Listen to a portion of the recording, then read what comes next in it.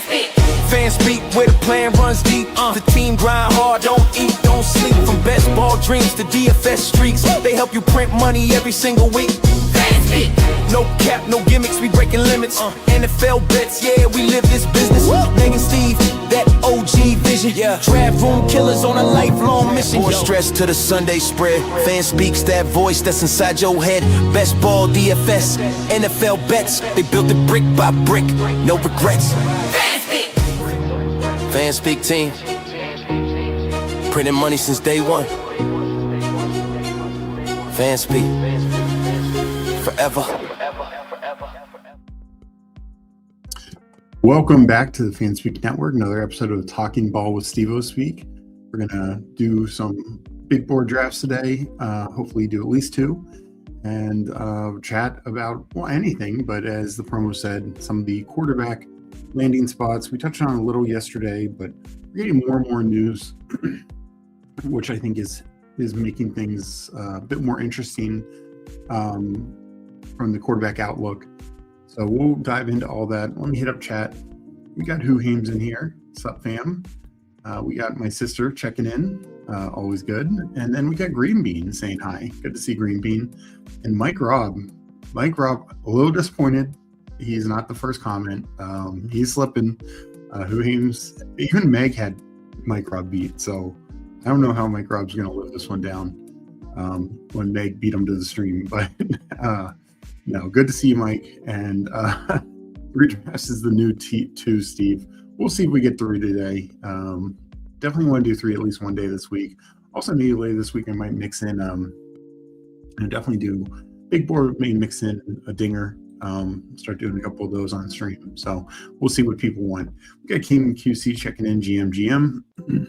So first I want to talk about, and I again mentioned this yesterday, but didn't get a chance to show it. You know, we are 36 hours after the Super Bowl ish, and the big board is 24.5% filled. The little board is right in line with that, 26.6. War Room is the highest at 52.1%. I need to get my 4 in. And then the bigger board, is sitting at 23% itself. So they haven't done the biggest board yet. Not sure if they're going to do that, but I think they have to be happy with these fill rates so far, especially with the little board making it only a 20 max. So hopefully we'll get even more pre-draft contests in the coming weeks, because we still have, all February and March and most of April until the draft. So, draft's a little earlier this year, but I think it's safe to say these are going to fill up. I know the big board didn't fill last year. We had the weird New York stuff and all that, and bigger board slightly unfilled, but I think they're trending pretty well this year. Because I imagine there's a lot of people who haven't even done their first draft yet, and plenty of others who, have done 22 big boards. And I know there are a few out there who've done like 50 plus. But I'm guessing there's quite a few who've maybe only done 5 or less who will do at least 100, if not max it. So I think the fill rates are pretty strong for them, and it'll be interesting to see what else they put on out. Mike said, that's why you're the GOAT, Steve, always coaching. I got you, man. I'm locked in now. Appreciate that. We will jump into the first big board. I will count it down. And we'll talk. Feel free to put in chat. I mean, it could be any question, but particularly if there's anything about the quarterbacks, because I do think it's starting to get interesting. You're connecting a lot of dots. And I'm so sorry, I forgot to count it down. I'm going to leave this draft because I don't want to screw people up. So sorry if I jumped in and you did jump in also. Let me count it down. Let me give a little minute so that draft maybe fills. But I will count this down, then we'll get into the quarterback talk. So so we will, Paul checking in. 50, those are rookie numbers. Yeah, I believe Paul is over 50 I'm only at 22, Paul, so I have a ways to go. We will have some weeks where I'm just grinding out these drafts, and then I might even start a couple slow drafts. Haven't done any yet. It's very unlike me, so I don't know what's going on. All right, we're going to enter in 10, 9, 8, 7, 6, 5, 4, 3, 2, 1. Enter.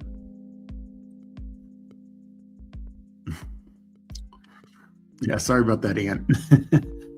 I didn't want to just jump in and not give a countdown. So I know that could have messed people up both ways. So sorry about that.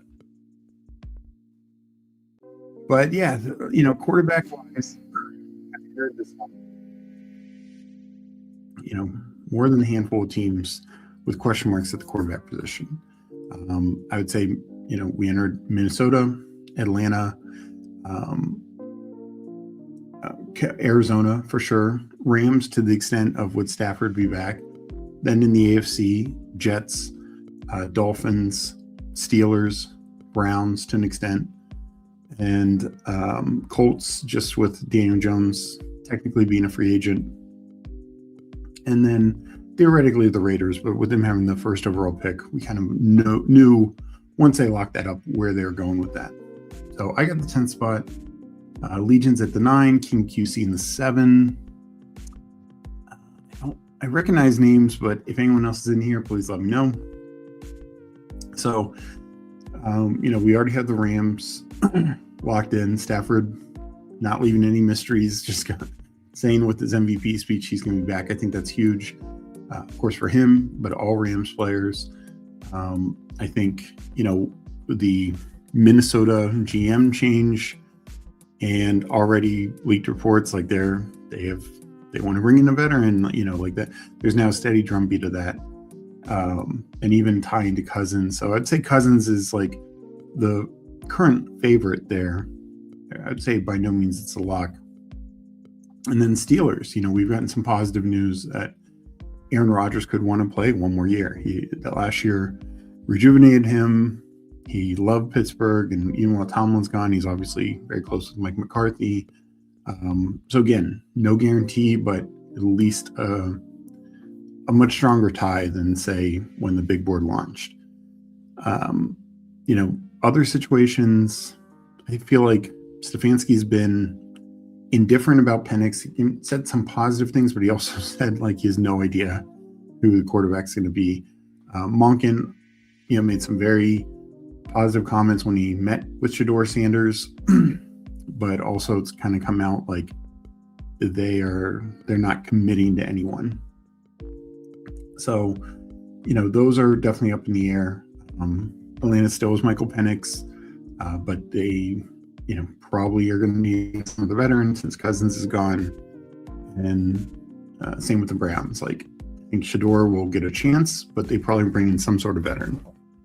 Let's make our pick. And then let's see what Legion leaves us. He takes ASB. I'll just take James Cook at that point.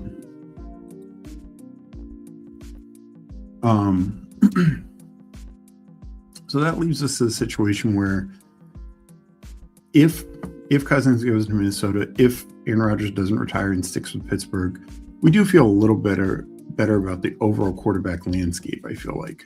Because I feel like those situations give us much more solid floors, particularly for somebody like Justin Jefferson here, or DK Metcalf in a little bit.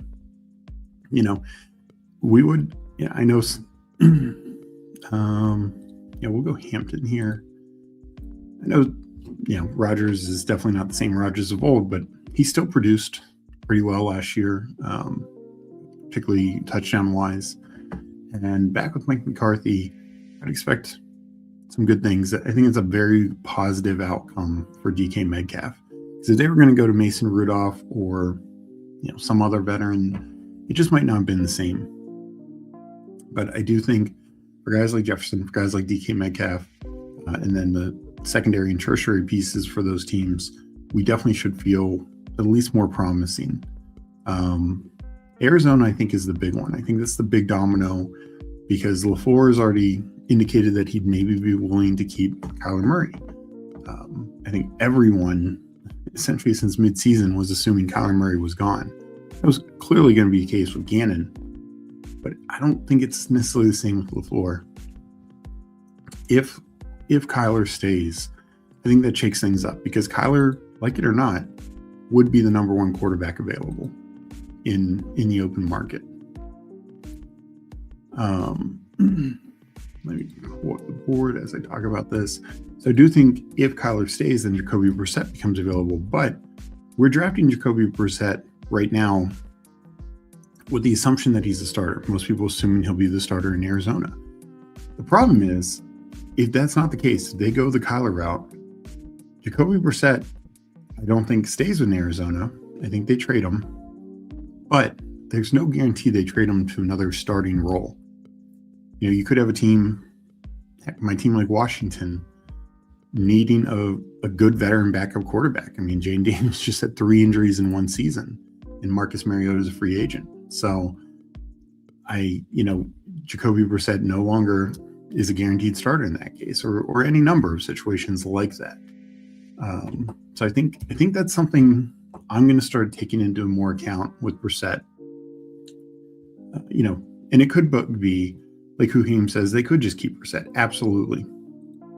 I think the issue with Arizona is, what does keeping Brissett do for you? Like, there's no upside there. They went 1-11, I think it was, with Brissett.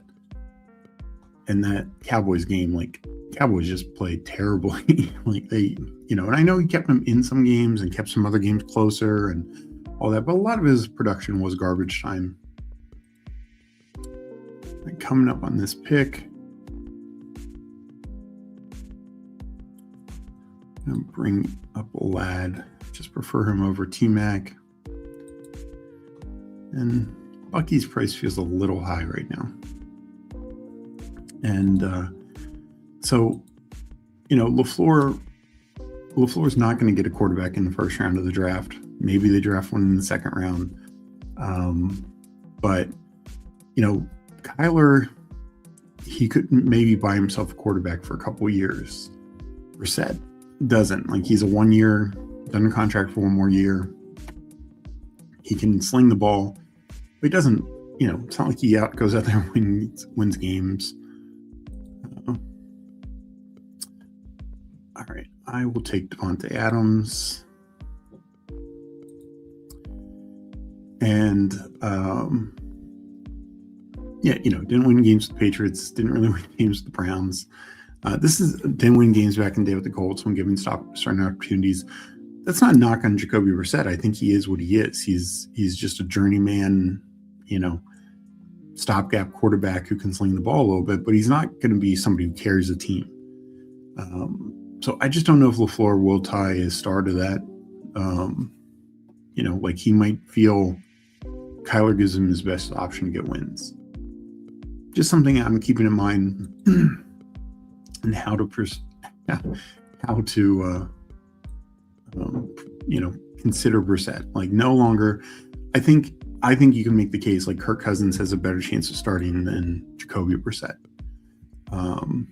Obviously if Rodgers is back, he's starting. I think Marcus Mariota has as good of a chance to start as Jacoby Brissett, and you take him in the 20th round. So I think that is the food for thought. I think we then need to see what happens with New York and in Miami in the AFC East.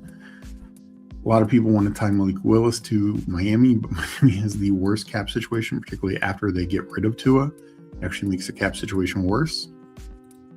So, Willis and Murray would be the two guys who could get real money in the free agent market.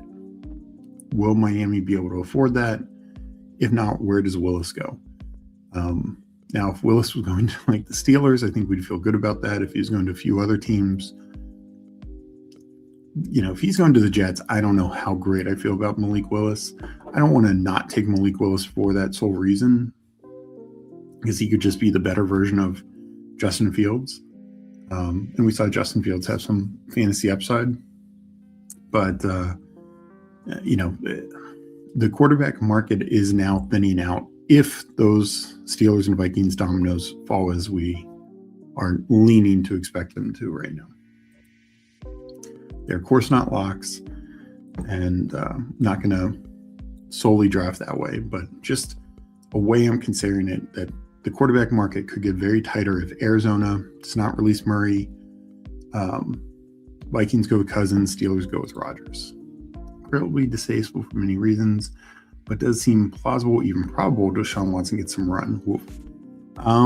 Yeah, I mean, I've heard some comments like he's under contract, it'll give up, but I feel like that's, my guess is there's no truth behind that. Really not. I mean, what are they going to say? He's under contract for like $60 million. Like, it's so much. They push so much of the money into this year. It's such a nightmare for them. And it also could be being leaked out from, Watson's camp. So I wouldn't be surprised that. And, like, I can't recall if Malkin has been directly asked about him or not, but I just don't think he would just rightly put it out there one way or the other. I'm going to go Mekhi Lemon. Definitely more Tyson and Tate than Lemon, so want to mix it up here. All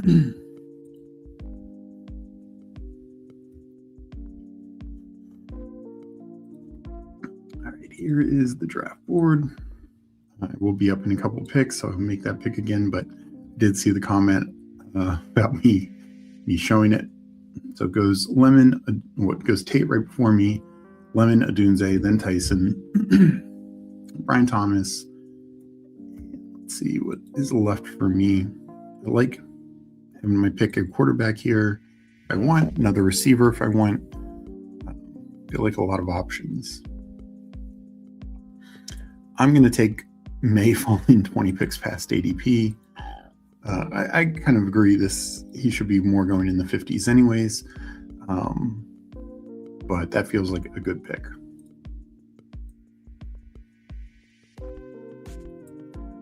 So 2024 Pats, good luck Brissett drafters. Yeah, that's the issue. And Brissett's fantasy value last season with the Cardinals was so tied to the fact that they had 0 running backs. Connor and Benson getting both hurt, I think, helped lead the way to Brissett throwing the ball 50 times a game. We got Donnie Murphy checking in. Steve, can you show the draft board? I did see that. Thank you for reminding me. My sister always reminds me. But yes, so I have the draft board up and we'll go over it afterwards. Speaking of my sister, hit the like button, 4 more likes, and I'll give away some YouTube membies. Come over from Twitter to say hi. So please, everyone, if you're watching on Twitter, jump on over. Huim saying, I get the feeling the Watson camp might be rubbing people the wrong way. Yeah, I don't think Watson has many supporters in the Browns building right now at this point. So that's why I think it's such a long shot. I just think they are, last year he was injured, so they couldn't cut. I mean, yes, they could cut him, but it's like, I think they'll just trot him out there, and he'll be on the team but not active, something like that. I don't see him starting games. I did wonder if Donnie was Meg's burner.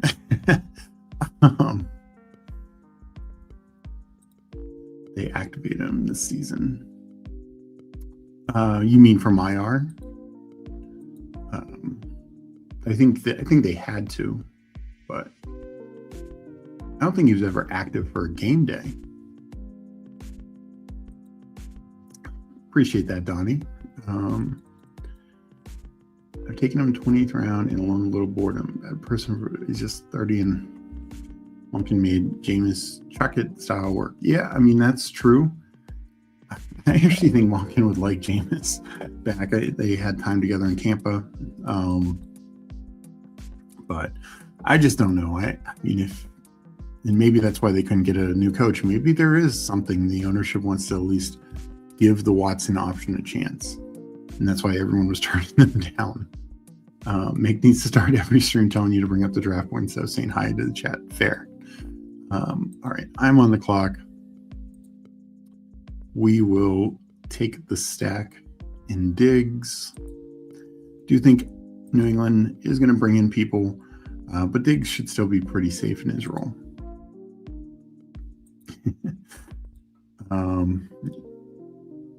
So yeah, so I am at 1-2-4-0. May, James Cook, Maureen Hampton, Lab McConkey, Devontae Adams, Mekhi Lemon, and Steph Diggs. We'll pick here, and of course, a big break. I will double tap the quarterback, get my second quarterback here. Already had a major Charger stack going with Hampton and Ladd. So like where I'm at quarterback wise, could stop at 2 if need be, may tack on somebody late. But yeah, feeling good.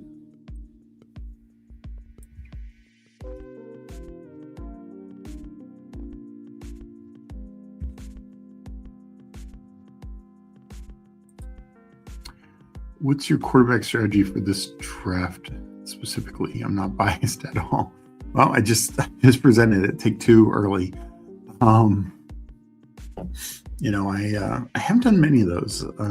Sometimes when I take an early one, I'll take another guy in the 100 to 120 range, and then maybe one later. A lot of times when I take an early one, I look more to the young Cam Ward, CJ Stroud types, Malik Willis.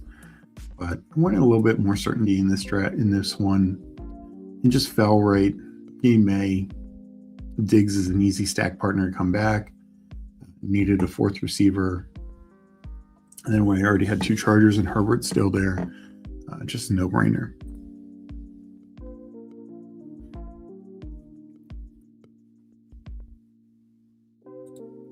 I'm saying I watched some fantasy points today. Brett Whitfield, who I respect, is Casey Concepcion at wide receiver 2, and you go back over some things. Yeah, I hadn't seen that. I'll have to check that out. Do really like what Fantasy Points does. I think they have a lot of good people over there. I definitely don't see the case for Concepcion as wide receiver 2, but it's also not a knock. Like I think he's got a case for wide receiver 4 over Boston, and that's still very good. I never thought Lab McConkey or Brian Thomas Jr. had a case for wide receiver 2 in that draft class. And both, I think, are very talented, despite, BTJ's failure this past year.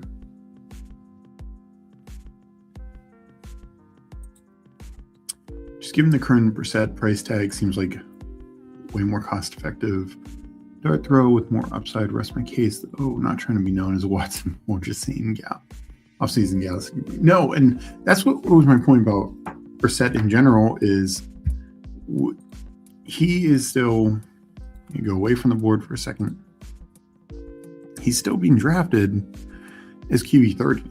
So people are assuming he's a starter.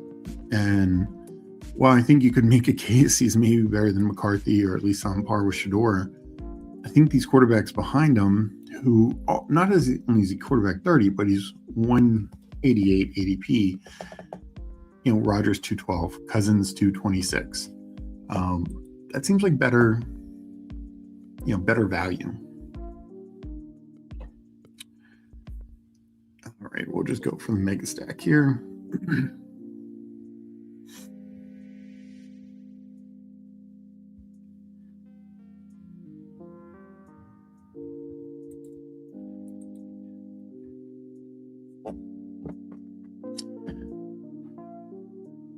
So could just take my 3rd quarterback and be done, but I'm okay waiting. You can grab one of these running backs.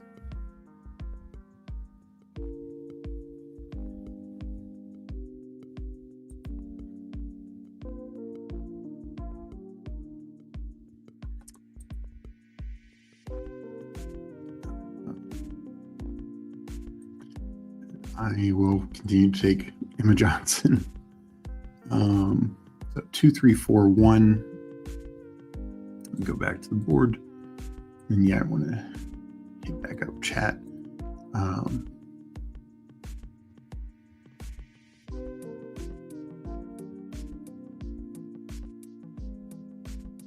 Let me just, because I really like FK Cooler's comment here.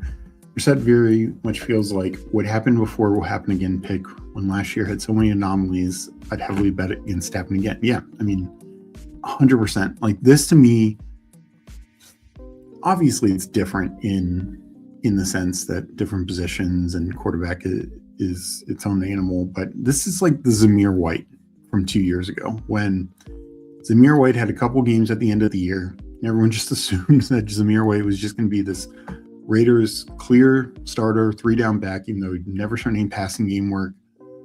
And people drafted him in 60s and 70s, essentially all best ball season. And yet, not only were the Raiders just a bad team and just didn't make any sense, but he just didn't have that work. He didn't have that, like that role. And it was just exactly this. Like what happened the year before, end of the year was not going to just translate into the next season, especially, new staff and new things going on. Because even if Brissett stays, it's a different staff, and they just might not view him the same way. It's a better offensive staff, but just not in the same situation. Let me catch up a bit. Meg saying my favorite is two quarterbacks between round 6 through 12, and tack on one later. Cam Moy, Ranger, and oldie but goodie. Right. I want to basically reevaluate KC versus Boston. Yeah, I was glad wide receiver 2 that class. Yeah, I mean, I loved Ladd. I think I had him as my wide receiver 5. At the top 3, then I had Thomas, then I had him, if I remember correctly. Yeah, most had him later. Obvious. Yeah, I mean, like people thought Leggett was better than him. Keon Coleman, Jalen Polk, guys like that. Like, oof. Right up in a few picks. So I do think Concepcion just warrants better consideration, because also the 4th or 5th receiver, that depends on the strength of the class. Last year was a weak class, but I've kind of comped this to the 2022 class where, Garrett Wilson, Drake London, Jameson Williams with the injury. And there were some misses, Burks and Dotson in that first round. The second round was very strong as well. Christian Watson, George Pickens, Alec Pierce, Wandale, Sky Moore, but generally very strong. We are going to go Gene Higgins. Yeah. Here. Krosky Merritt comes back to 135. Maybe I'd consider him. I kind of like Dobbins and Connor more.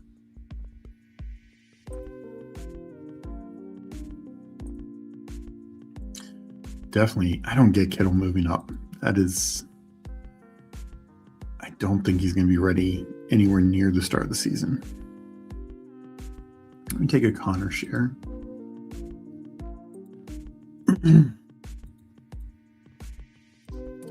Go back to the board.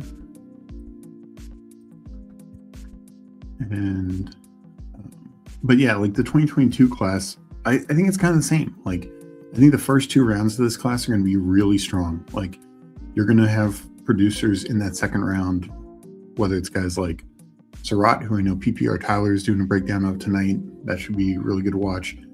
Jeremy Bernard, Omar Cooper Jr., Chris Brazell, guys like that. So I think it's a talented group. And whether Concepcion is 4th, 5th, or 6th, to me doesn't matter too much. I think he's going to be a first rounder, and I do think he's a playmaker. Already read that. Generally like Whitfield, but he had some egregious takes. McCarthy QB1, Burton. Yeah, he was way down on Burton last year. I remember that. I remember him and Scott Barrett have debates on it. Darnold with an ADP of 107.7. This Sunday's draft did some serious work. Yeah, you saw that. I noticed that yesterday. I did a draft, and let me see if they still have it. But yeah, the Super Bowl crazy drafts. Okay, good. It's fixed. Because yesterday, both Drew Lock and Jalen Milroe were above like Tua and I think Cousins and Ty Simpson, which Ty Simpson probably at least has a path to be a starter. Lock and Milroe have zero chance. So clearly some Super Bowl drafters were taking them.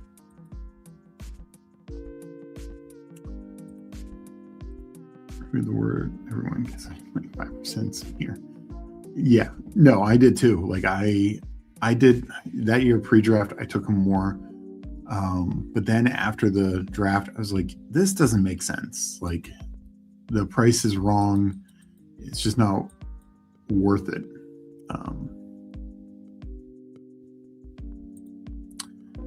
Yeah, that was a loaded classic. Tyquan Thornton. Yeah, Tyquan Thornton, unfortunately, for who he's a Chiefs fan, Sky Moore, those are the two big second round busts. I mean, Traylon Burks and Dotson, though Dotson had a good rookie year, helped Meg advance her BBM to the finals because she had Jahan Dotson, who had like 7 touchdowns as a rookie. But yeah, I mean, there's going to be a few busts, but that class was super strong. We'll take Hunter Henry. We got to get some double stacks with both our quarterbacks. That feels good.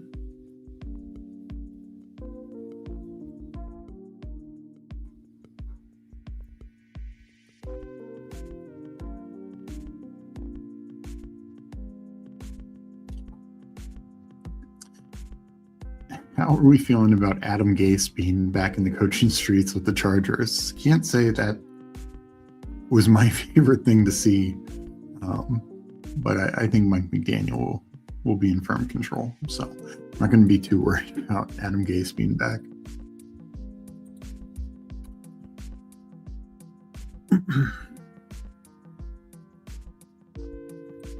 So if Jasper doesn't take Daniel Jones, I will just take him, be done. Could have waited till that Cousins tier, but I want plenty of Daniel Jones. Even if he's not ready week 1, I think he plays most of the year, and we saw what he could do in that Steichen offense.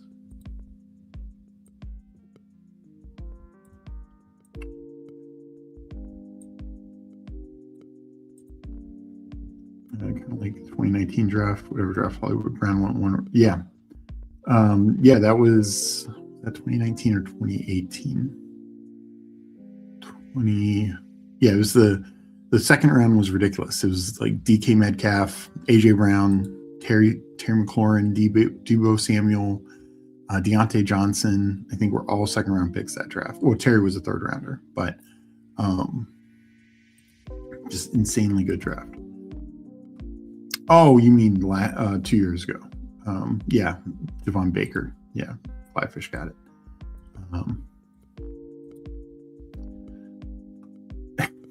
You forget the one guy who made people in wheelchairs stand up. Yeah. I mean, I didn't take any Baker. I definitely did get sucked into some of the Jalen Polk second round capital, no other receivers of note on the roster. Even though he wasn't my favorite receiving prospect, it seemed like the opportunity was there. And it was. He just did not take it.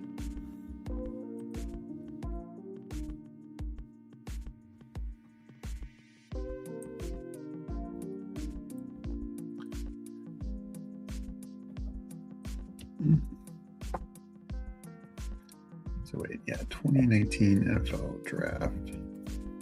I think that was the one.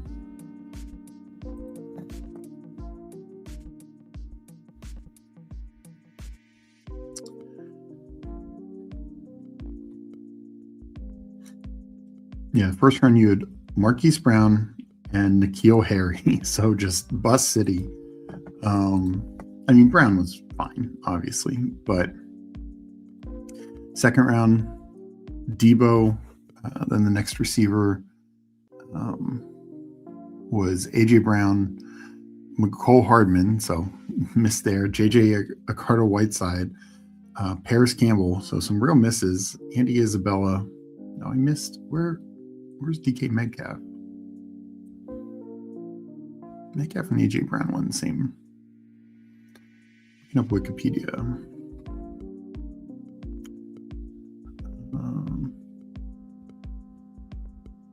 He was the last pick in the second round, DK Metcalf. Deontay Johnson was early third round, and Terry McLaurin was a little later in the third round. So yeah, that was okay. And that was a panic pick. Donnie Mitchell, welcome to the team.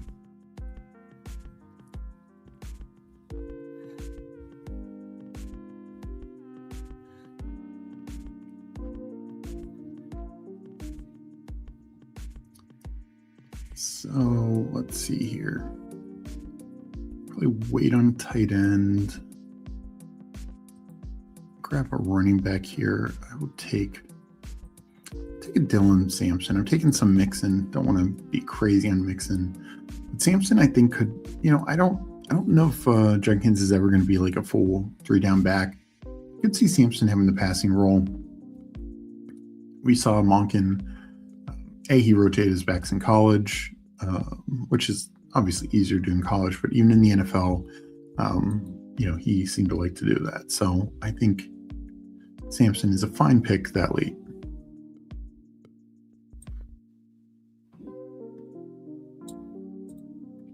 Patriots' track record of drafting receivers is something that should be studied. Yeah, I just mentioned N'Keal Harry. I know most of that, not the Polk Baker, but most of that Belichick, that was the question. Can draft defense players, can draft offensive line, can draft tight ends. Wide receivers, not great. I don't know how you consistently be that wrong on something. Well, especially in these situations, it's one thing. The 2019 draft is a perfect example because early in the process, everyone thought both AJ Brown and DK Metcalf were first rounders, but DK didn't test well. And, AJ Brown, there were some questions about him, whatever. And these guys are studs. I get why Terry McLaurin was not highly thought of. And Debo was another one. Debo, just an electric player. And yet you're taking N'Keal Harry over these guys? Yeah, just a big old miss there. And yet taking Tyquan Thornton when Alec Pierce, George Pickens were on the board. Can't remember if Wandale was still on the board or not. No, Watson wasn't.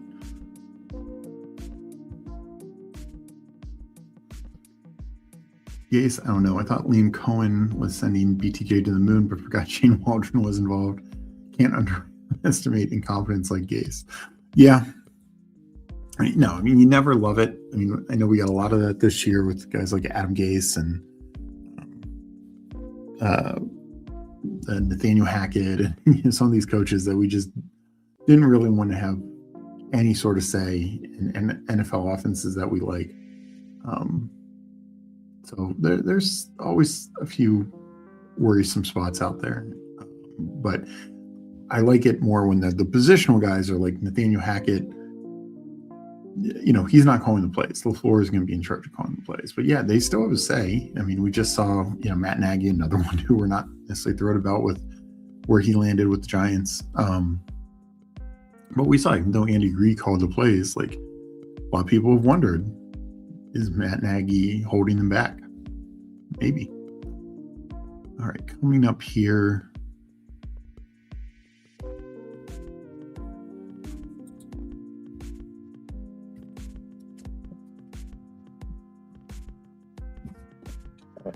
I take Omar Cooper Jr. I don't have much of him.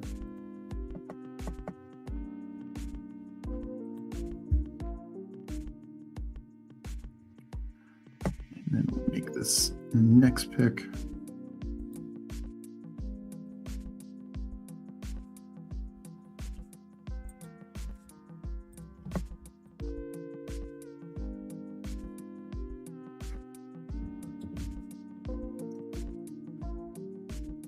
K. Dotton rounding out the tight end room. So really like that tight end room.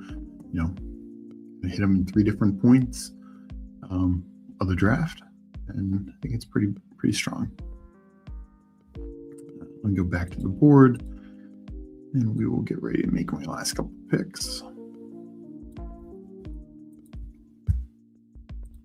Yeah. After having 40% Dylan Sampson last year and never sees 2.7 yards per carry again, I didn't think Judkins would play so soon last year. No, I was the same. And, even after the first missed game, there was still talk, like, could there be suspension in Judkins' future? And it just clearly never materialized. I was the same. I was taking way too much Sampson and Jerome Ford because I just assumed you were getting like some good value for these guys with Judkins' situation possibly missing a significant amount of time. And then I figured one of them would still have a pretty solid role afterwards. Well, Judkins only missed one game and then until he got injured at the end. Then the offense was just complete garbage, like just one of the worst offenses in the league. So there wasn't a lot of meat on the bone. Hopefully Monken will change it up a little bit. I really think, I talked about this yesterday with Judy. I kind of want to be underweight on every Brown except maybe Judkins. I had too much exposure in bad teams, cheap plays last year. Browns, be it Tillman, those two running backs, Jets, Mason Taylor, Braylon Allen. And it wasn't just that Braylon Allen got injured. It was just going to be a bad pick. The offense was just too bad, too inefficient. Raiders, like taking shots at Jacoby Myers, Jack Besh, guys like that. These bad offenses can sometimes, still produce good fantasy players, but I just don't want to be too overweight, even when it looks like a cheap price.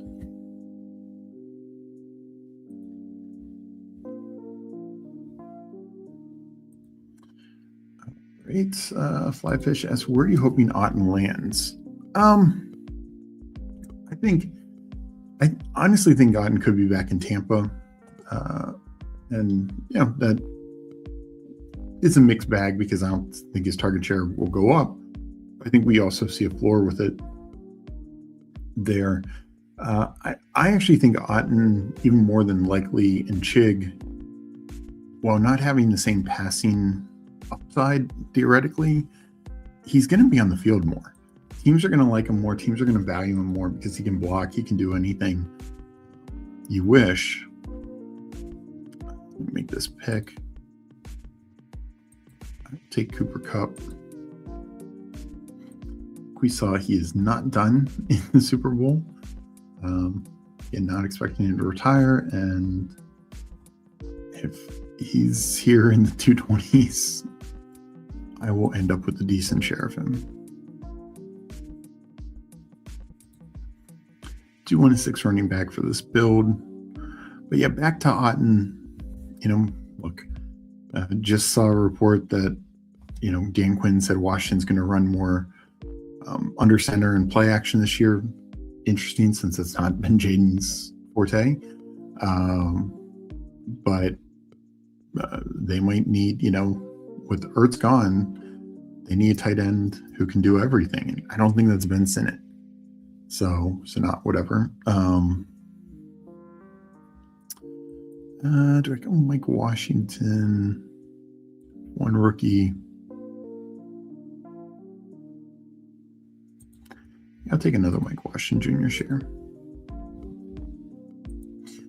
So, those could be fun, but I honestly, if Goddard leaves Philly, I could see Philly going after him, just because they like a tight end who can do a little of everything, and they're not necessarily going to care as much for, I feel like, a Likely or a Chigakonkwo who can't block the same. But I don't know. I kind of think wherever he goes, he has a better chance to have a more full role, even if he's not ever going to be seen as a primary pass catching tight end. For a lot of other teams, look at, Cade Otton and Colby Parkinson, I think, are similar enough that I don't think he's going to the Rams, but look at how teams like the Rams utilize the tight end. I think we're going to see more teams do that. So I don't know if I have a favorite. I think he's one of the safest. He might be the safest free agent tight end because Njoku has age, injury, considerations. Likely and Chig, are they full-time guys? I think K-Dot and Goddard is the best tight end, but we'll see what his market ends up being. But Otten is the guy who won't command top dollar and can do everything you want at tight end. So I see him getting a good role. Let me hit up chat and then we'll go over these drafts and then we'll get into another one. I'm fine with the Judy ADP just because I do expect 100 plus targets again if healthy. Yeah, I mean, that was a fair point yesterday. I took him on that second draft and I'll take him. But I think last year, I was 15% Tillman, at a similar pick range, like 140s, 150s. And my thought and argument was Tillman in the games the year before where him and Judy played together, he actually outproduced Judy. So, he might end up being the Browns' number one receiver. Obviously didn't work out that way. He got injured. The Browns team was just awful. My point is, no matter how good of a deal it looks like, I just don't want to invest as much in what I project to be bad offenses this year.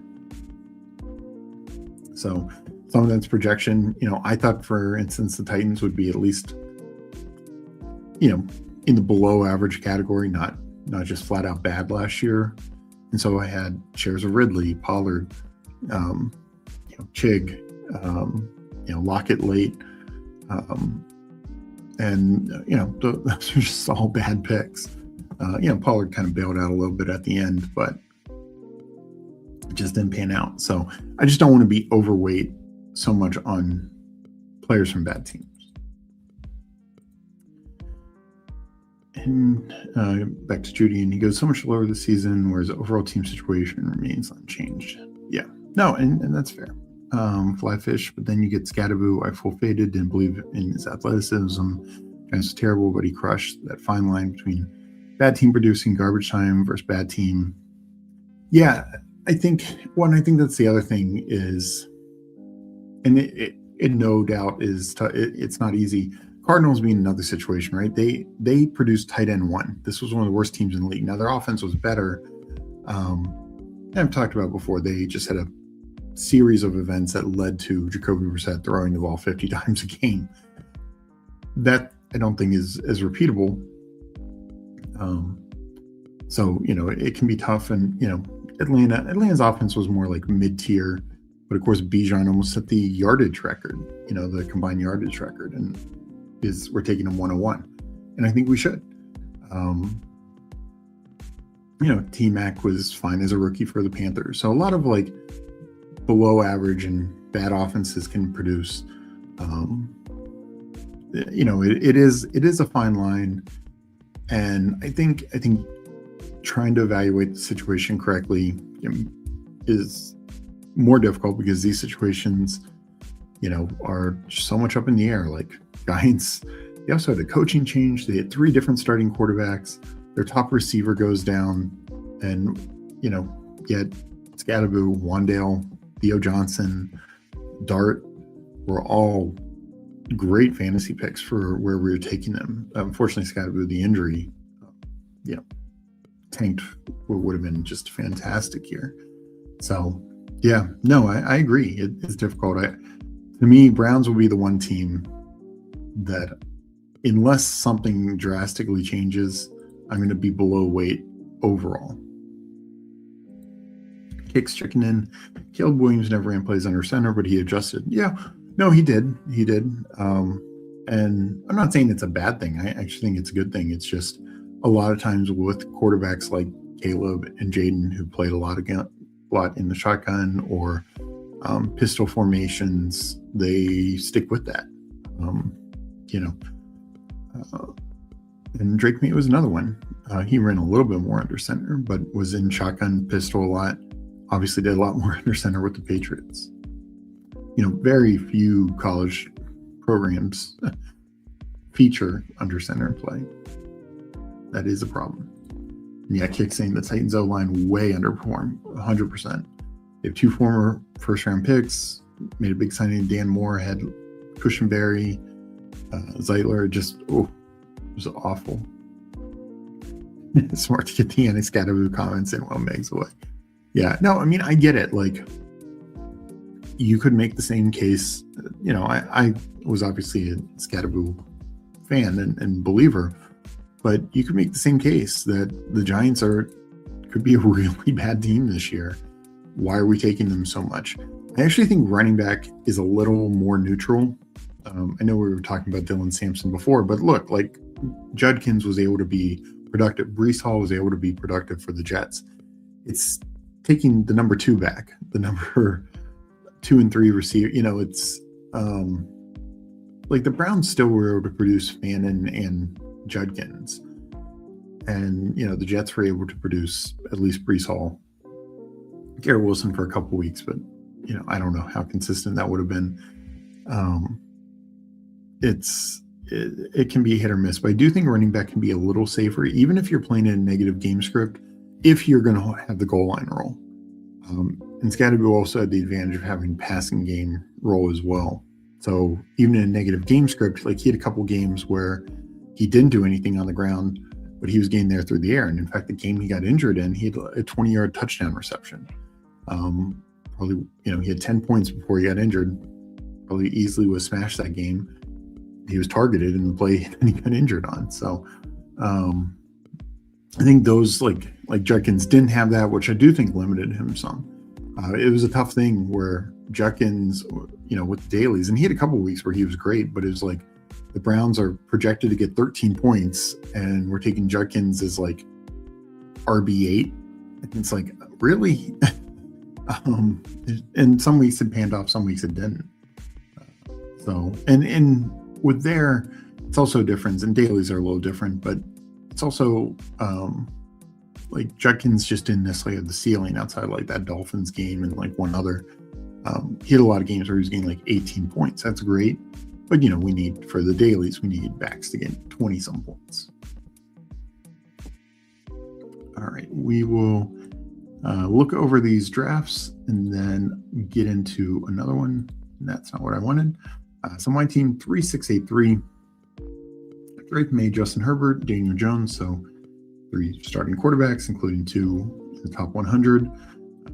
Got falls on both May and Herbert, so that makes it feel even better. James Cook, Maureen Hampton, so double anchor. Then waited, poured up Emmett Johnson, got James Conner, then Dylan Sampson, Mike Washington to round it out. Maybe should have gone with a more certain role for Mike Washington, just given the you know, some uncertainty here with another rookie in Connor and Sampson. But overall, I think it's a good running back room. McConkey, Adams, Mekhi Lemon, Steph Diggs. So 4 receivers early. I like Jaden Higgins-Price. I think he is going to end up being the number 2 there. Donnie Mitchell, 100% panic pick. Didn't want to do that, but I saw Jonathan Brooks would have been my pick, and that would have been even worse in my opinion. So Donnie Mitchell, I think he showed a little bit after the trade. Don't think there's a ton of volume for the Jets, but we don't even know who their quarterback will be, so it's tough to predict right now. Wanted Omar Cooper and then Cooper Kupp. So all around, I think it's a nice little receiver room, some young upside guys like Lemon, Higgins, Mitchell, Cooper, and then vets to lock it in. And then 3 tight end build, Gadsden, Henry, Otten, taking 3, I believe, starting tight ends at 3 different points. King QC 3872. Dart, Mahomes, Jordan Love.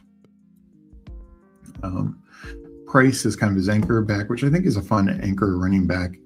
Tyron Tracy, Evan Kamara, Jordan Mason, Katron Allen to get another rookie. He's been falling, which I get why Singleton fell. Not sure why Allen's fallen so much. You know, I could see him bouncing back up after the combine. And then Ray Davis, Caleb Johnson, Rashard Smith. So, you know, kind of like Price is probably like the only guy you can really count on to be a true full starter, but there's plenty of outs for Tracy, Kamara, Mason, Allen, even his secondary backs to fit. Ray Davis, handcuffed to my James Cook, then Caleb Johnson, Brashard Smith, 2 second-year backs betting on some upside. Lamb, Neighbors, Rasheed Rice, Devonta Smith, Christian Watson. So very strong wide receiver room. Then he takes a huge break to Trey Harris, Ted Hurst, stopping at 7. You know, when you have those top 5 receivers, that looks pretty good if they can stay healthy. A quick drink, and then finally tight end Tyler Warren, Travis Kelce. So continue to see Kelce's ADP go up, but it makes sense because just more and more tea leaves are suggesting that he's coming back. Then we have Legion 3773, Jaden, Jared Goff, Jared Nessmeyer, Derrick Henry, Jalen Warren, David Montgomery, Braylon Allen, Brian Robinson, Tank Bigsby, DJ Giddens. So anchor back with Henry, but then guys like Warren, Montgomery, who should have pretty, at least usable roles.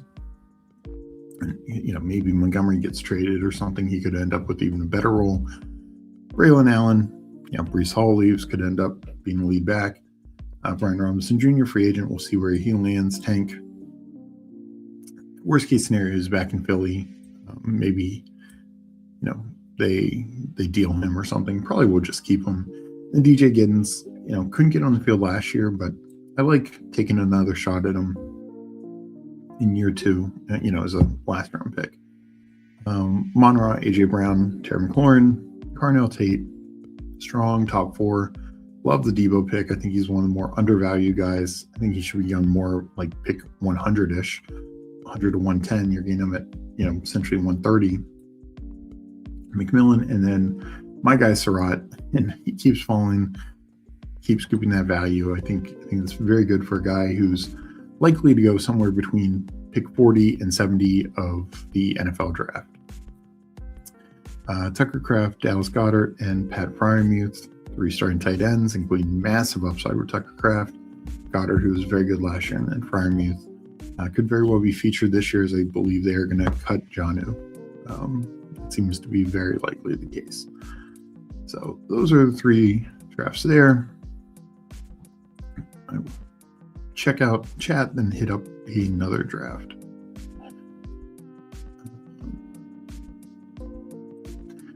Mendoza going to be real interesting because he's exclusively shotgun spread RPO without the Caleb Jaden athleticism.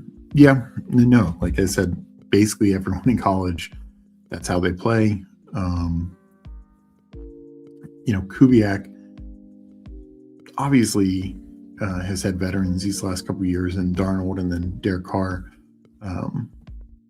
So we'll see if he adjusts more to a rookie. If we just see a lot more shotgun spread, that maybe isn't as good for Genti. Usually it's not as good for the running game. But I do believe in Kubiak. And I think he's also,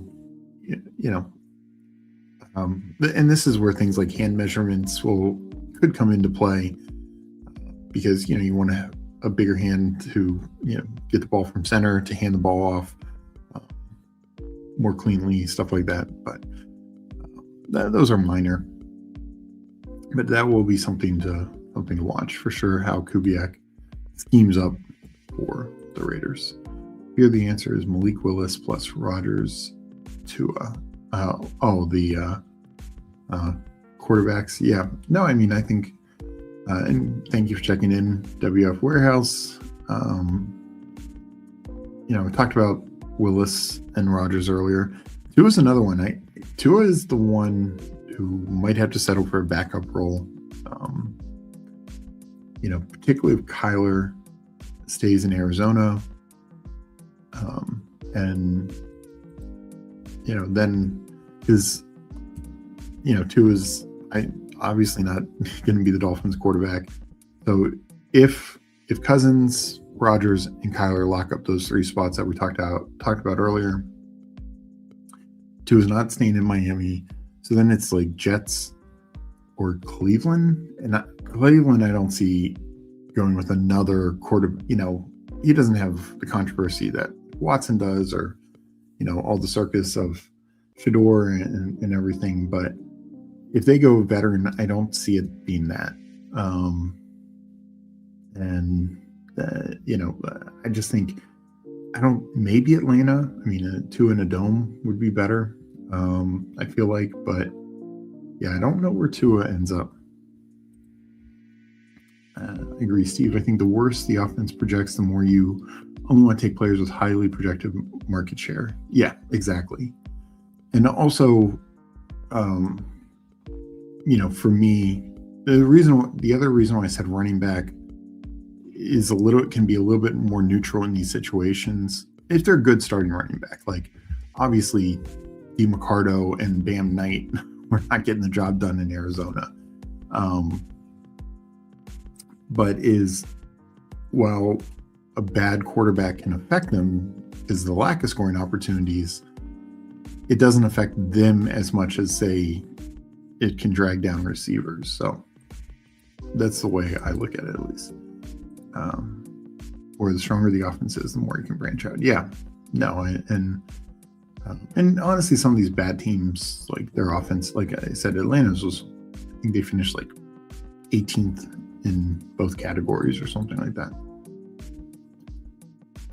No, and this cost is the other thing.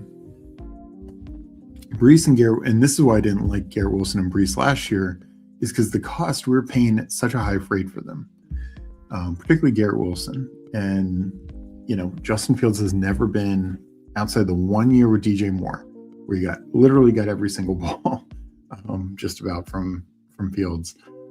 Justin Fields has not been a wide receiver kingmaker. So it just never made any sense that we're probably taking Garrett Wilson. He had his career numbers with Aaron Rodgers, even with Devontae Adams coming in the year before. So, he had the most touchdowns. So why were we expecting it to just continue to be the same, and if not better, with Fields, when Fields couldn't produce with George Pickens? I've said it before, like the 6 games with Fields, Pickens was like wide receiver 46, where the remaining games with Russ, he was like wide receiver 24 or something like that. Yeah, obviously far different than what we saw him with Dak. But there was a massive gap between those two. And Brees also, like, just not enough touchdowns. And no, I agree, both at cost. And that's why Judkins is right on that line for me. Like, if Judkins was going like pick 40, I'd be kind of out on him, because that top 4 rounds, I know he's right at the 5th turn, but that's just a little too high for that bad of an offensive investment, in my opinion. And that's why I'm still kind of out on Garrett Wilson, because while I'm sure it'll get better, it's not a guarantee. It will be better by much at quarterback. And it's not like they have this great new offensive coordinator, offensive mind, or something like that. Like, at least with Arizona, we can say they have LaFleur, Mike LaFleur. Or some of these other situations, like where like even Todd Monken, like, we should feel way better about the Cleveland's offensive situation than I think Frank Wright at this point.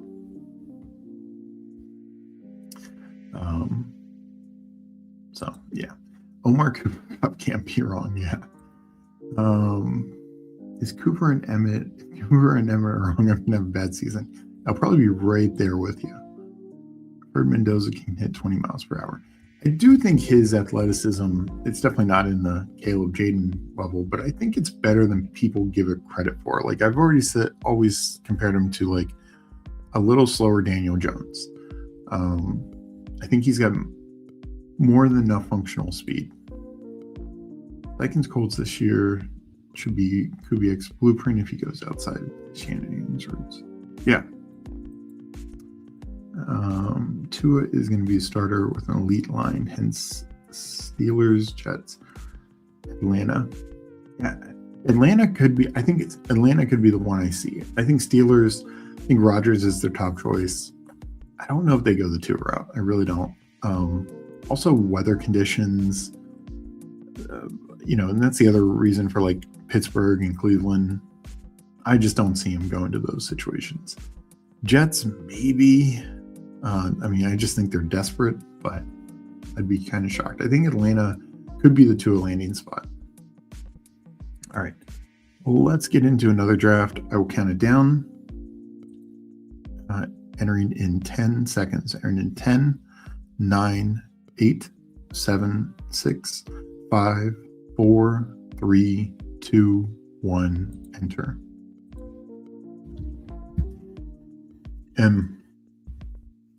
One thing I want to mention on bad offenses where we do feel good about the coordinator or coach, the Saints being a good example of that. Kellen Moore, I think, did quite a lot.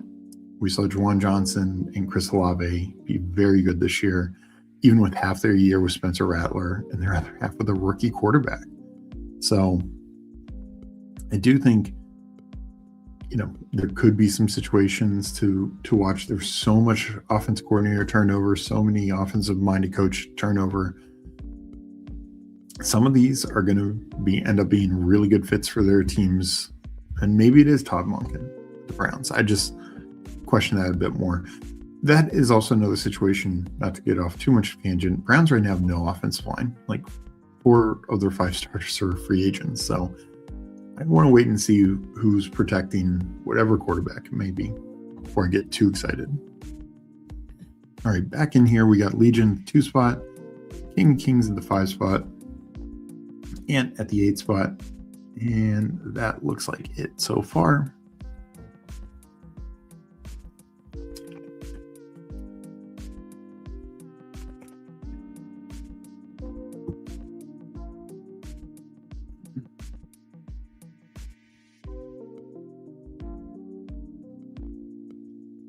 I will say if Cleveland brings in a veteran, I'll feel better about it in this situation. Shador, some people are still big Shador fans, and maybe he still could have a career, but it did not look pretty last year. For me, this would be McCaffrey or Amon-Ra. I'll go McCaffrey here.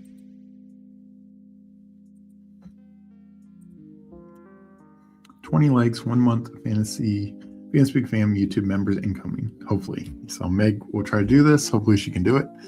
We got our guy Jamie checking in.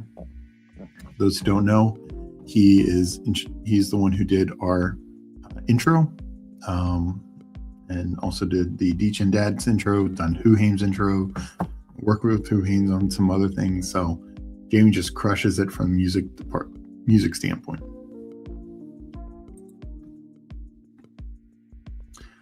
So it looks like Meg gifting the 5 Fanspeak memberships. I cannot see on the StreamYard who got them, but congrats to whoever who got them. All right, coming up on this pick, and then I will show the board.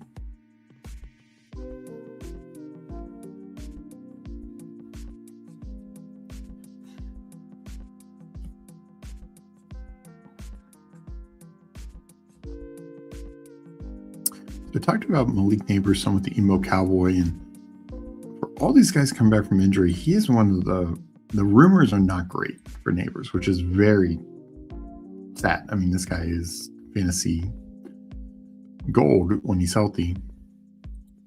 So I'm probably gonna push him down slightly in my rankings. Just some concern. He's not ready to start the year, might be less than 100% for most of the year. So Jamie, Flyfish, Darkside Dev, Napgod, and Bindles 1 month. So thank you for everyone for jumping in chat, joining us. Appreciate everyone for liking this episode, supporting us. And keep in mind, there is a free Discord. There's a link in chat. You can sign up there. Tons of great discussion, good discussion there. Excuse me. And of course, we have our Fanspeak YouTube memberships, which you can do, and also our Substack membership. That's just a one-time year-long payment, one payment for a year-long subscription. We're going to have you covered every which way best ball, of course, bets, DFS, other Degen things as well. So, but thank you again for everyone's support. We really appreciate it, and yeah, we really love doing this.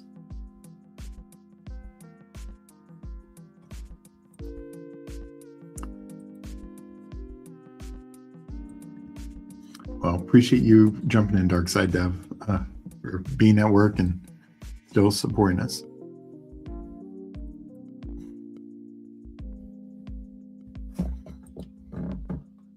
All right, running back is just flying off the board here at the turn,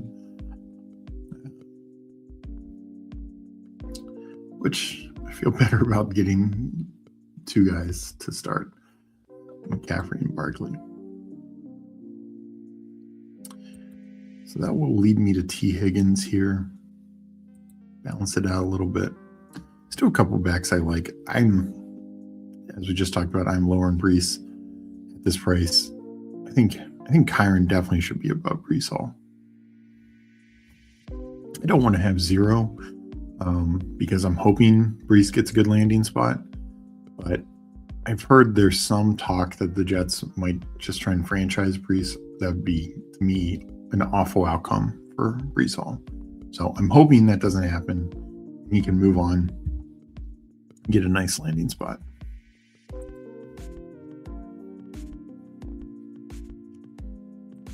Meg dropping in the Discord. Neighbors is fragile. I mean, Neighbors, I don't think, I know he missed a couple games with concussion. I think they were just concussions his rookie year. He had was it a shoulder or something, but it wasn't that serious. I do worry. Obviously, such an explosive player coming back from a serious knee injury that, even though he was one of the first guys injured last year, gotten some of the most murky reports from him compared to guys injured a month, 2 months later. So I don't want to have zero, but I am going to start to consider it a bit more. All right, I will take my guy Cam Scatterboot. I don't have a lot of him. Meg berates me every time for not pulling him up, and I hate taking him above Devontae Adams. I really do. As much as I love Scatterboot, Adams is just, his top 3, top 5 wide receiver upside. Ant had it. It was a nagging toe injury. That's right. I think it was just concussion why he missed time. But yeah, he had a toe injury also. So hopefully he can get healthy. We want to see our these star players playing and healthy, particularly now that he's got a quarterback upgrade in Jackson Dart.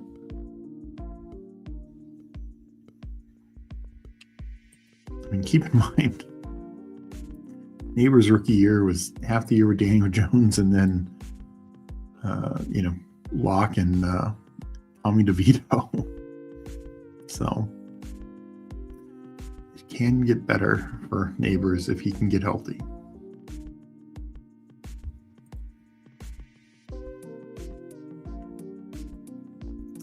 Yes, you do berate me. So if you didn't have the wide receiver one upside, I'd be out, but keep clicking because the ceiling is undeniable. Yeah, seriously, Nagy higher and knee injury, not great. No, I'm gonna keep clicking some, but I think I look at it because of just how running backs were and everything, and just the receivers who are ahead of them. Even if come June, July, we start getting these great reports on him, it sounds like he's going to be back before the start of the season and not miss any time. Like, where's he going to go up to? 10, 11 tops? And, so I feel like I'll take him some now, but it's not like you're getting a massive value. He's going 14, 13, 14, 15 right now. So I'll take him some, but if in July all my neighbors' picks are pick 10, so be it. I will do Tate this time. I do like Watson and Adunze for non-rookies, but those 3 rookies are all fun.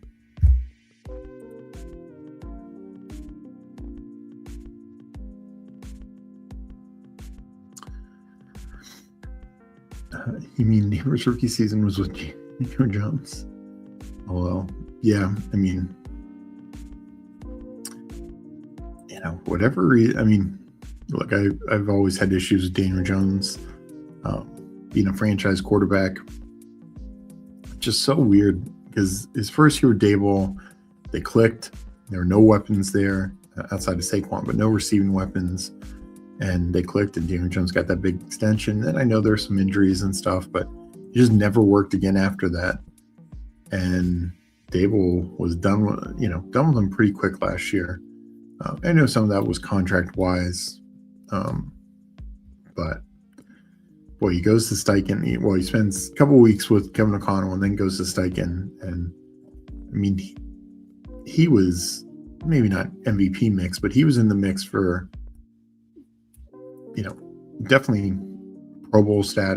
Not that matters anything, but he was one of the top quarterbacks for the first 10, 12 weeks of the year before the injury.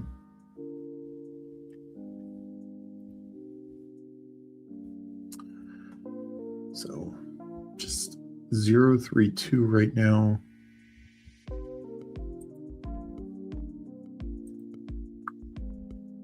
It's interesting, we're starting to see Joe Burrow move back up. For a while, he was going in the 70s. Now he's going early 60s. Don't totally understand why. I'm going to take him here. But I'm surprised there's been a bit of a yo-yo on him.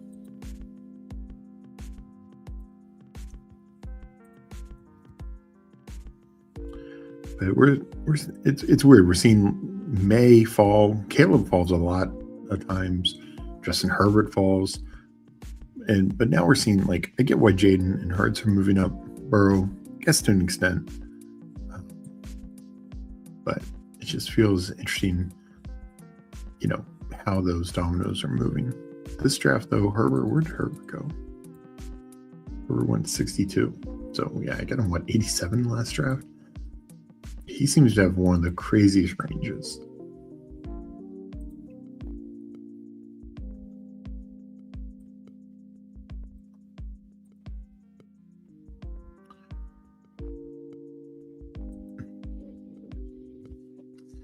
I'm glad. Hope you enjoyed, Jamie, and thank you so much again for all your support. Yes, we definitely appreciate you. Love the opening songs that you've produced. They've been all fantastic.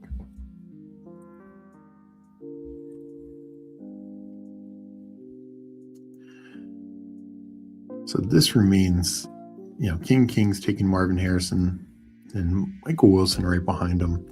I saw the reports Michael Wilson, Cardinals could be looking to extend him, which I get. He really showed that he could step up and be a good young receiver, going forward. So we'll see how LaFleur uses these 2 receivers, but I don't know. Feels like the price is wrong on one of these 2, particularly with McBride so high. And I'm on the clock, so I should probably pay attention to that. We'll go Ricky P. If McBride wasn't going so high, 2 receivers in the 60s, 70s, yeah, easily can pay off. But if McBride's going to be anything close to tight end 1, then probably not getting 2 of those receivers to pay off that high.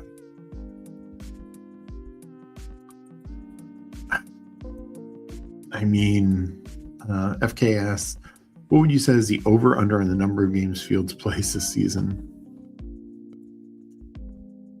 I mean, I think he will get cut. So much depends on where he ends up.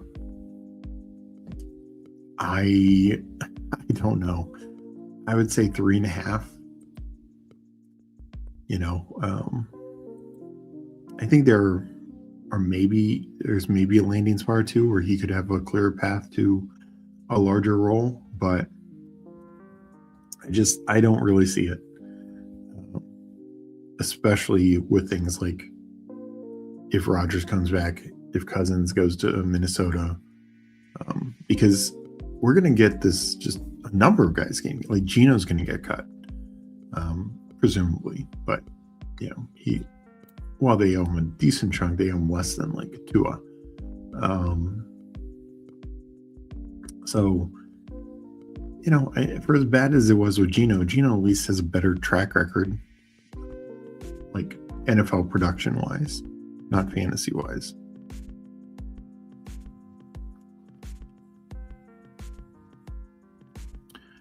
Yeah, we'll just go Michael Pittman Jr. here. I know there's some talk they can move on from Michael Pittman. I could see them just trying to run it one more year.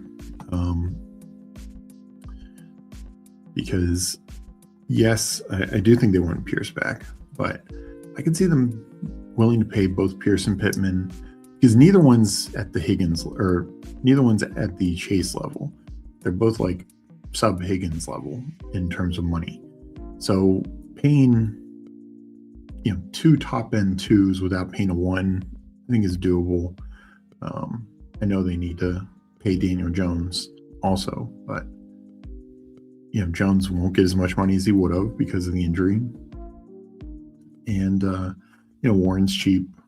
Taylor is expensive, but running back prices just aren't the same. And then Downs is still on his rookie deal. This is the last year of that. So that's my guess is what they'll try to do. But we'll have to see.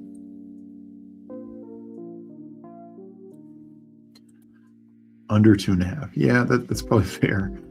Oh man, there's, I think, 0 chance that Kevin O'Connell wants to work with Justin Fields, but that would be just my guess. Jamie with the using all our fun emojis.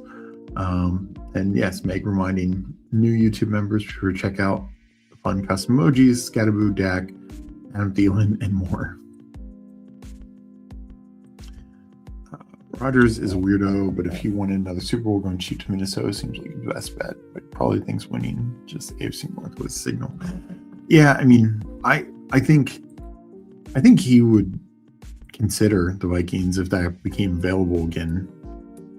But it sounds like he liked his time in Pittsburgh, generally liked his teammates, all that.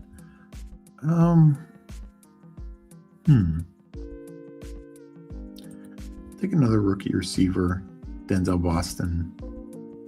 As I've said a lot, Boston projected to be the 4th receiver in the draft. I think it's going to be him or Concepcion, as who Ames and I were chatting in chat before. But if he's the 4th, Lemon, Tate, Tyson, doesn't matter who, like the 3rd receiver in the NFL draft should go, pick 10, pick 15 at worst. Boston's going to go pick 18, pick 20, pick 22. Like, I don't think he's going to be that far behind. And yet, look at this massive 50 pick gap between him and Tate. So, feels like a decent value for similar draft capital, similar starting upside, might end up at a better landing spot. So, yeah, I think if you'd had to say Rodgers' situation is probably like 60% Steelers, 20, maybe 15 to 20%. I think Vikings would probably be the only other team that he'd go to. And then, retirement is the rest. But yeah, I mean, he could. I think Kevin O'Connell would love that. I think Justin Jefferson would absolutely love that. My God, after what he just experienced.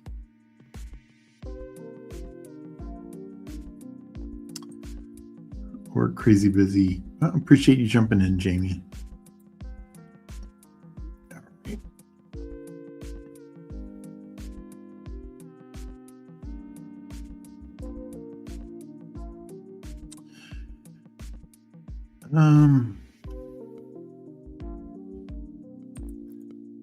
Probably not getting a stack here, but we will grab another quarterback just because I want another quarterback that I know is going to be starting.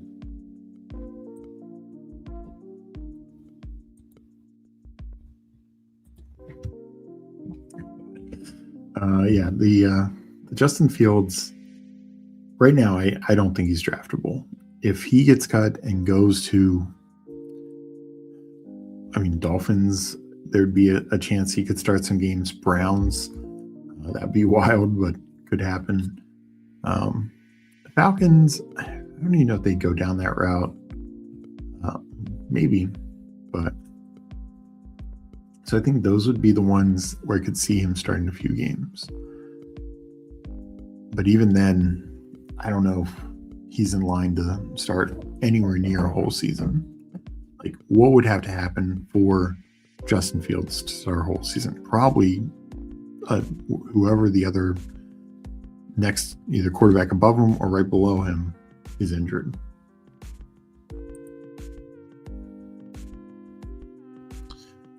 Yeah.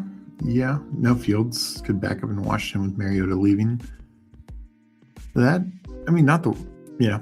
definitely possible. He former first-round pick has similar athletic skill set to Degen, so you wouldn't need to change the offense too much. Kind of like the Mariota thing. Wow, Gene Reed came back. That was unexpected, but I will happily take it. So yeah, that actually might be the best landing spot. And then in that case, it's, does Jaden, miss any time? That probably is, when you think about, probably his best landing spot. If I was Fields, though, I would try to go to the Rams or, some situation like with one of these top tier offensive minded coaches, sit behind and learn from and see if that can rejuvenate your career.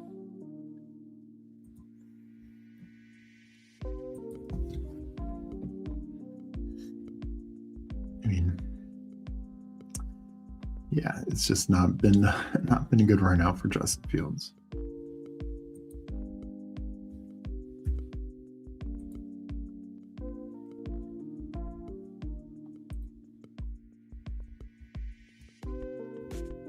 Running back run here. Tracy, JCM, Gainwell, and Benson on the clock. I will take Dobbins.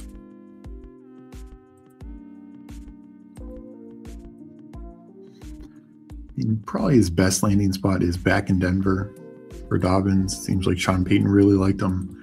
We know what kind of role that is with a good offense. Definitely fantasy viable. Particularly in the 130s here, but I could see a few teams kicking the tires on Dobbins to see if he can be part of some platoon.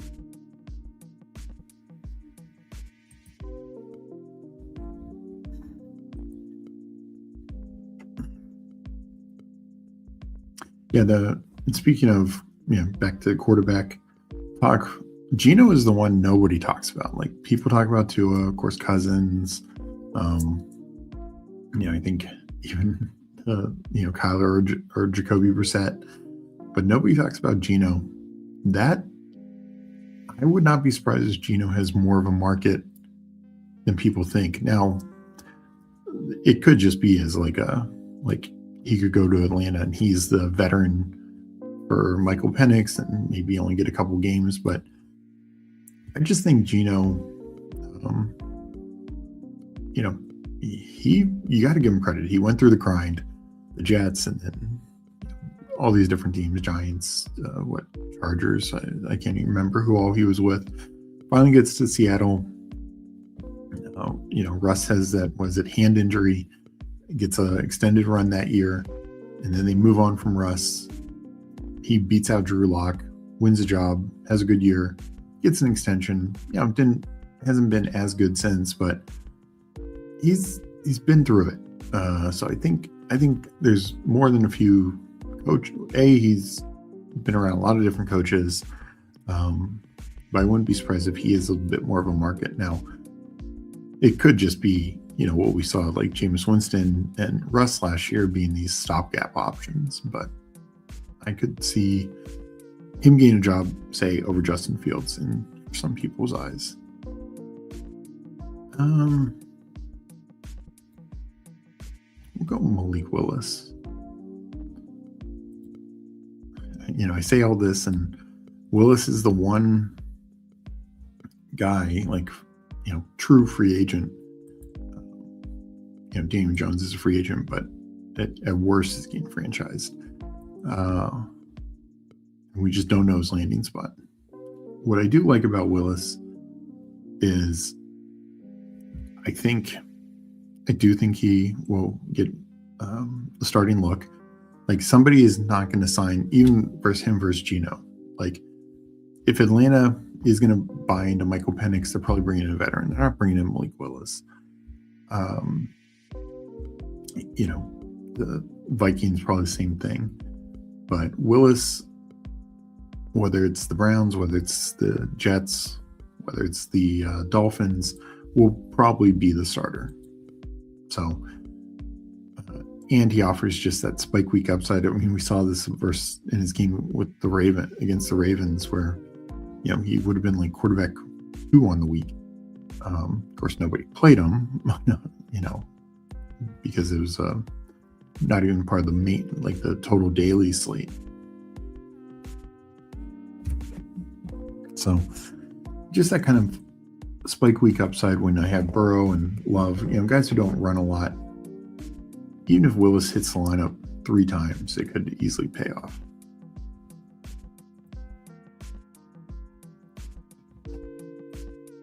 Yeah, I think if not Cousins, I think Geno could be the Vikings guy. Kevin O'Connell likes vertical passing game. Geno's a good deep ball thrower. It didn't get the Chip Kelly offense. That was very clear. But I think Kevin O'Connell could do something with Geno.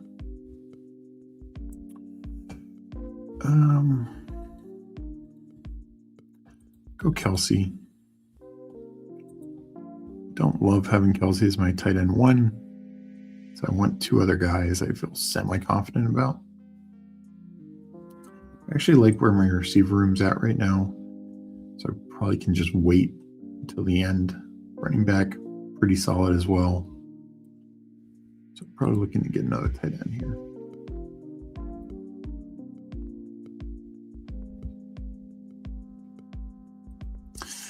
Yeah, I mean, it was clear that 1 year was his peak, and even his other years in Seattle weren't as good. They also weren't terrible. Like, what we saw last year with the Raiders was awful. Like, just some of the worst quarterback play. Now, that says a lot because there's a lot of bad quarterback play, including Justin Fields, including Shedeur Sanders, including J.J. McCarthy. But I feel like he is like a average to below average quarterback. Unless it, and he is older. I mean, we should keep in mind he was drafted in 2013. So he's an older prospect or an older quarterback. I mean, he was drafted 1 year after Cousins and Russ. But I don't think it's totally escaped him.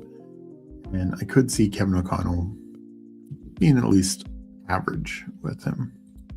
We'll grab A.J. Barner to get another tight end we feel at least decent about, and another guy who had a nice Super Bowl that paid off. But yeah, I mean, Geno, for most of his career, I mean, that Jets, in his start was awful. Like, he was clearly not NFL ready. He got pushed into it, had bad coaching, just bad situation. It was just bad all. all around for the Jets. And then he just, you know, 2 years later, he just, you know, he was clearly not NFL ready. He got pushed into it, had bad coaching, just bad situation. It was just bad all around for the Jets. And then he just, you know, 2 years later, he just, you know, he was clearly not NFL ready. He got pushed into it, had bad coaching, just bad all around for the Jets. And then he just, you know, was a backup and never was anything until we got that chance in Seattle. So yeah, it's interesting to see if he has anything left in the tank, but I guess I'd feel better about him than honestly Justin Fields. Like fantasy wise, it's Justin Fields, sure. But outside of his 6-game run with the Steelers where he went 4-2, which I think was more to say their defense and their running game. And I know Fields had like, some rushing touchdowns and did some nice fantasy things there, but his record, he's got 12 other wins in his career between the Jets and all his years with the Bears, like something like that. So in a 6-game sample with the Steelers, he had 1/3 of his wins. Not great. I think Geno I think Kevin O'Connell would like him more than like Fields, and probably even Tua, just because Tua's injury situation.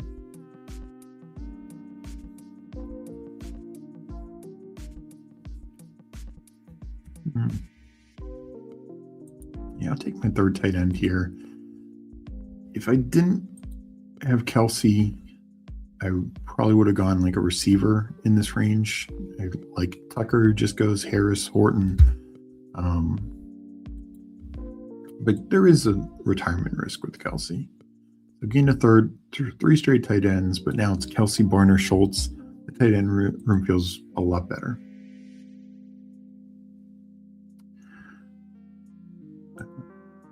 True. Several mainstream film types were very in on Geno before 2025. Wildcard would be that is definitely the wild card. If Derek Carr comes back, then it's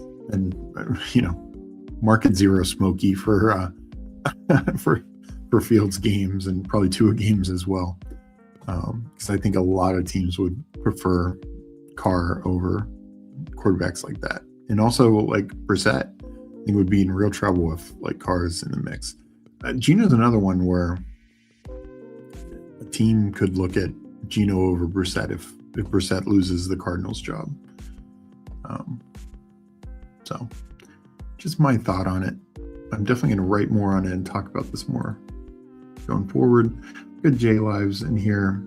Thoughts on rookie quarterback Klubnik. Highlights look good. Yeah. Coming into this year, there was a lot of thought that he was going to be ready to take the jump. And it just didn't happen. I mean, the Clemson team was bad. And unlike, say, Nussmeier from LSU, who's a similar situation, some of the decision-making, I'm on the clock. Let me make this pick. I'll go with Iron Manor. I know Mike Robb jokes with me on Iron Manor, but at this price, I will take some Alec Iron Manor. So Klubnik, there's a lot of Drew Aller at Penn State, Nussmeier at LSU, Klubnik at Clemson, 3 top program quarterbacks who are all poised. Like, could they take the next step? Could we have at least 1, if not 2 or 3 first rounders from that trio? Ends up we have no first rounders. I think Nussmeier's second rounder. Klubnik, Aller, probably more like 3rd, 4th rounders would be my guess. I just don't have a great feel on Cade Klubnik. I feel like he had so much talent around him all of his years. He just never took that next step. He never became what they wanted him to be. There were flashes. There were some games where he looked really good. Also had some, really good weapons. Check out Antonio Williams, the slot receiver, probably a 3rd round pick in the draft. I think he's a really fun player. They've had some other really good receivers, and Will Shipley a couple years ago out of the backfield, stuff like that. But yeah, I think he's a backup at best. I don't see much starting potential. Definitely not short term and even long term. Of the trio, I like Nussmeier the most. I think all of them need some work.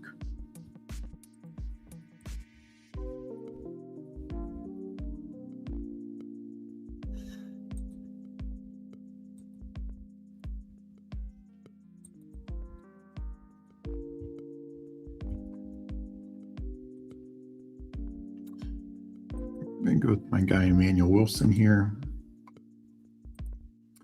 I don't understand, I don't see the Packers bringing in another running back.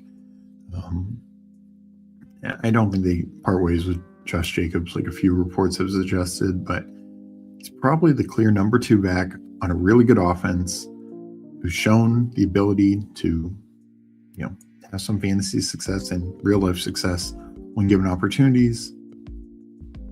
Why is he going 210? I don't know, but I will keep taking him in that range. Not that I want to be like 20% Emmanuel Wilson when it's all said and done, but 10%, 12%, sure. 18th, 19th round seems nice. Yeah, Williams. Yes, yeah, Williams is he's special. Like he's kind of a slot only guy. Tremendous with the ball in his hands after the catch. Really nice route runner. I think he's like a 3rd round pick. Has had a few injury issues, but should be a fun guy to watch. I think Daniel Jeremiah is really high on Antonio Williams.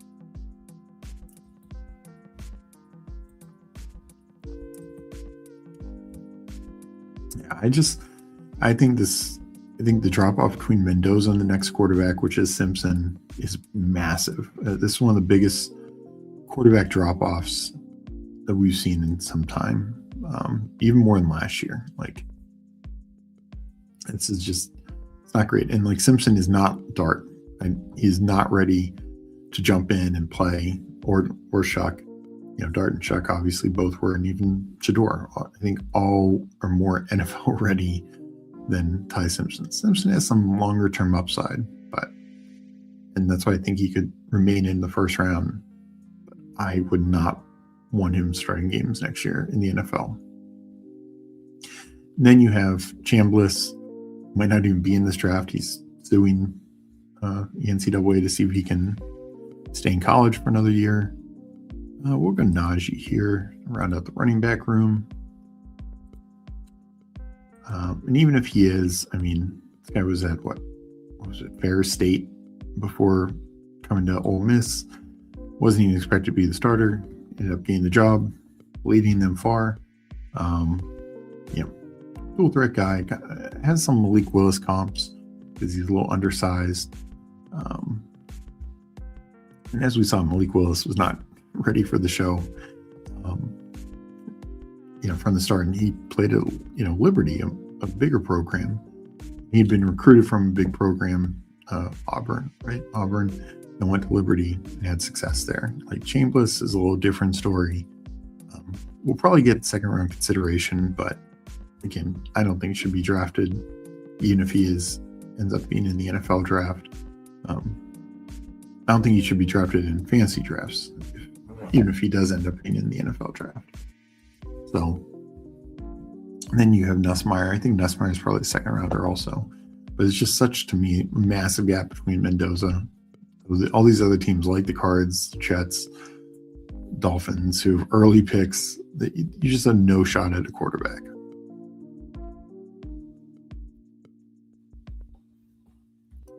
So going wide receiver, could take Cup again, but won't. Considered.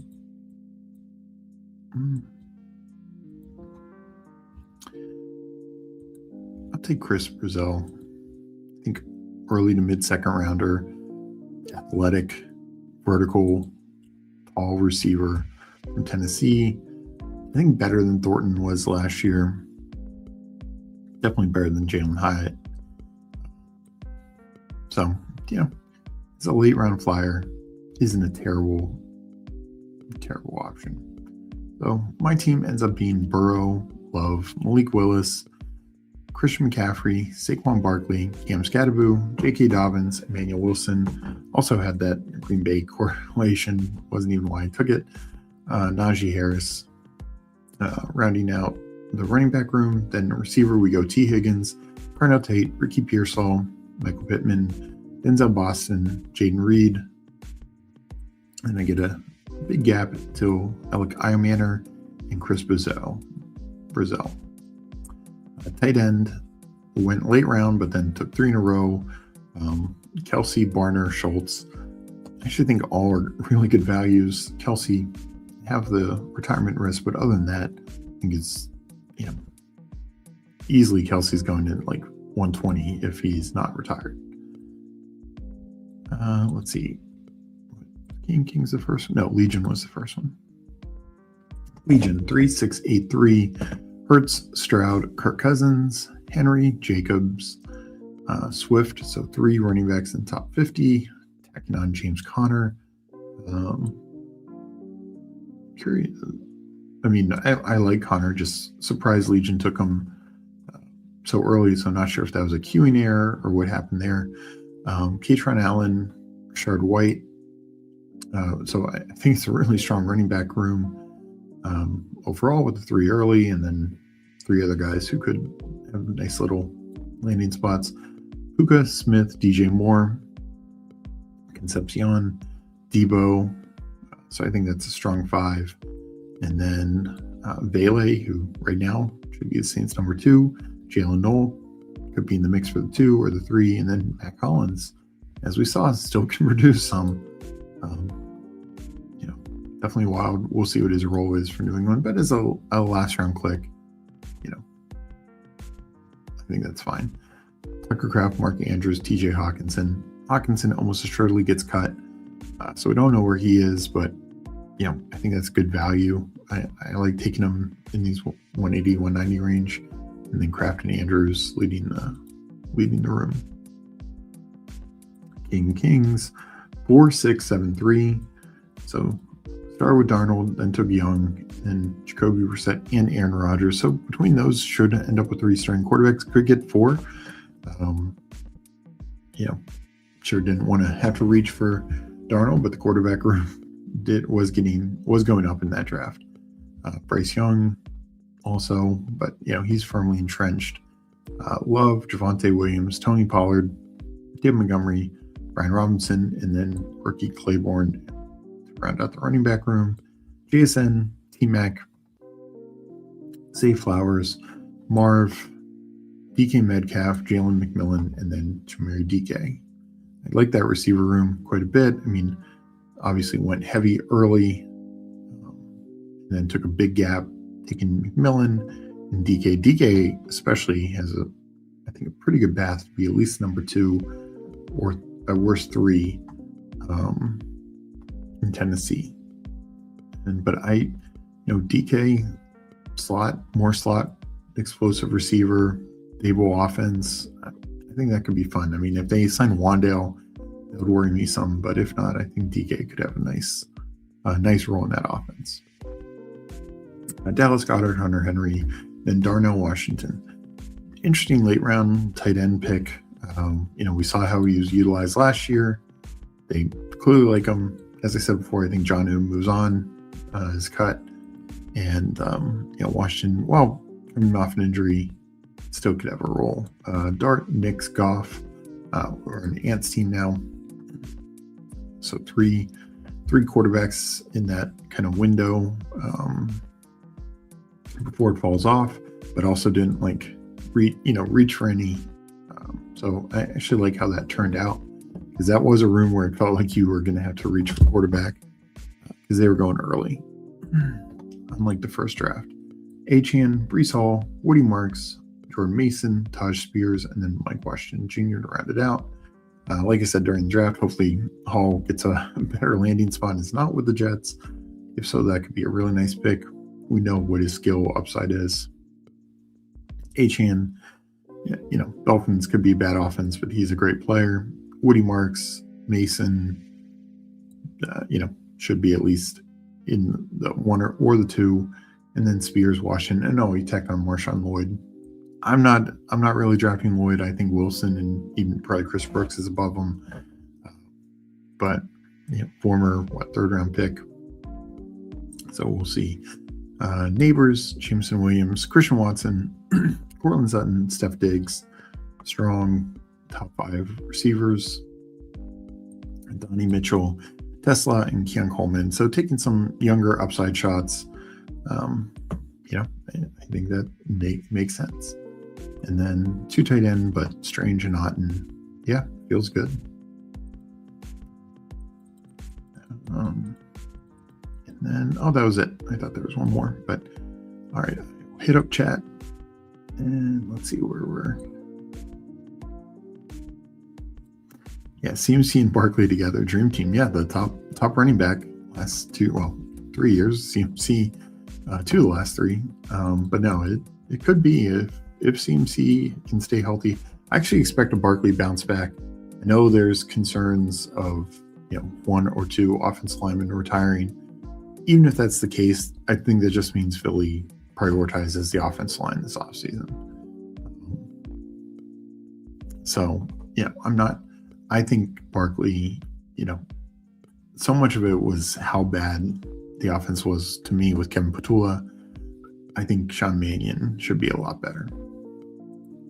So Paul says there were some queuing errors. Don't draft distracted kids. Yeah, I definitely understand that.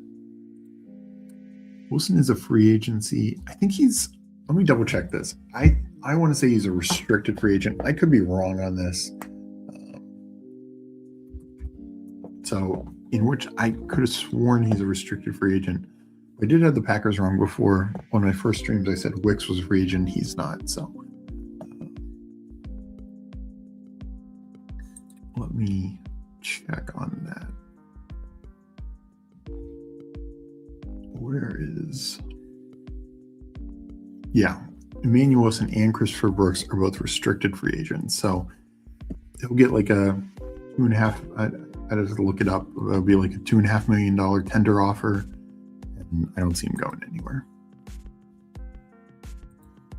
Every now and then those change. Like they won't tender him, or because he was an undrafted guy, the tender offer means you get the pick where the guy was drafted. So for an undrafted guy, it would be 0 compensation. You could give a higher tender, but I don't see the Packers doing that. So, maybe like if somebody had real interest, they could steal him then, but I just think he's back in Green Bay. That's my guess, but maybe they'll move on. I mean, the fact that the same staff would lead me to believe, he's back. So, but anyways, thank you all for joining me in these drafts, joining me in chat. Congrats on our free YouTube members who got those. And thank you all for watching, liking this episode. We will be back tomorrow. Need to check the time. Probably more 1 p.m. tomorrow. So be on the lookout for that. And I will catch you next time. Hope everyone has a great rest of the day. Peace.